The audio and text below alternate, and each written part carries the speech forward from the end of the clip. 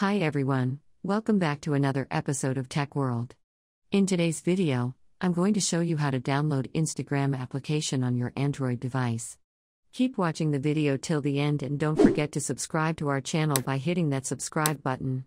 Also press the notification bell icon so that you never miss another upcoming updates from us. Start off by opening up your Play Store. To begin now, go to the search box at the top and type in Instagram in the search box.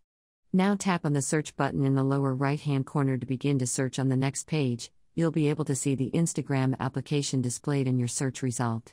Tap on the app to see further information about the app. To quickly download Instagram, tap on the install button in green and the download will begin. Once you download the Instagram application on your Android device, you will be able to create and share your photos, stories and videos with the friends and followers you care about right from your Android devices.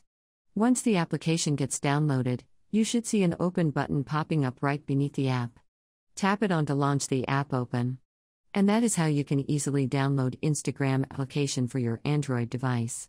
I hope the tutorial was helpful to you. If it was, go ahead and give us a thumbs up or the back soon with more tutorial videos like this. Thank you for watching.